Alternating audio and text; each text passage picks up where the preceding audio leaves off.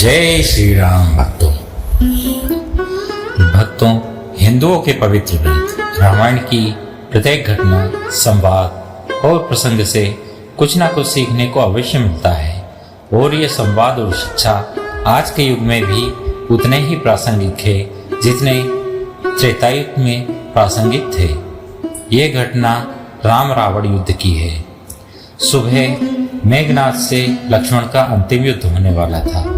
वह मेघनाद जो इंद्रजीत था, जो अभी तक अविजित था, जिसकी भुजाओं के बल पर रावण युद्ध कर रहा था, अप्रतिम योद्धा जिसके पास सभी दिव्यास्त्र थे। सुबह लक्ष्मण जी भगवान राम से आशीर्वाद लेने गए। उस समय श्री राम पूजा कर रहे थे। पूजा समाप्ति के पश्चात प्रभु श्री राम ने हनुमान जी से पूछा, अभी कितना समय है युद्ध होने में हनुमान? हनुमान जी ने कहा कि प्रभु अभी कुछ समय शेष है, यह तो प्रातः काल है। भगवान राम ने लक्ष्मण जी से कहा, लक्ष्मण यह पात्र लो, भिक्षा मांग कर लाओ। जो पहला व्यक्ति मिले उसी से कुछ अन्न मांग लेना। सभी योद्धा बड़े आश्चर्य में पड़ गए। आशीर्वाद की जगह भिक्षा, लेकिन लक्ष्मण जी को तो जाना ही था। लक्ष्मण जी जब भिक्षा मांगने के लिए निकले तो उन्हें सबसे पहले रावण का ही सैनिक मिल गया। आज्ञा अनुसार भिक्षा मांगना था, किंतु यदि भगवान राम की आज्ञा न होती तो उस सैनिक को लक्ष्मण जी वहीं मार देते, परंतु वे उस सैनिक से भिक्षा मांगते हैं। सैनिक ने अपने रसद से लक्ष्मण जी को कुछ अन्न दे दिया। लक्ष्मण जी वह अन्न लेकर भगवान राम को अर्पित कर दिए। तत्पश्चात भगवान राम ने उन्हें आशीर्वाद दिया, विजयी भव। भिक्षा का मर्म किसी के समझ में नहीं आया, कोई पूछ भी नहीं सकता था। फिर भी यह प्रश्न तो रह ही गया।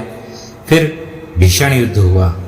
अंत में मेघनाथ ने त्रिलोक की अंतिम शक्तियों को लक्ष्मण जी पर चलाया। ब्रह्मास्त्र, पाशुपात महास्त्र एवं सुदर्शन चक्र, इन अस्त्रों की कोई काट न थी, किंतु लक्ष्मण जी ने सिर झुकाकर इन अस्त्रों को प्रणाम किया।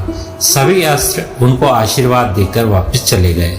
उसके बाद राम का ध्यान करके लक्ष्मण जी ने मेघनाथ पर बाण चलाया, लेकिन मेघनाथ हंसने लगा और तभी अचानक उसका सिर कटकर जमीन पर गिर गया। उसकी मृत्यु हो गई। उसी दिन संध्याकालीन समय भगवान राम शिव की आराधना कर रहे थे। वह प्रश्न तो अब तक रह ही गया था। हनुमान जी ने पूछ लिया, प्रभु वह भिक्षा का मर्म क्या है?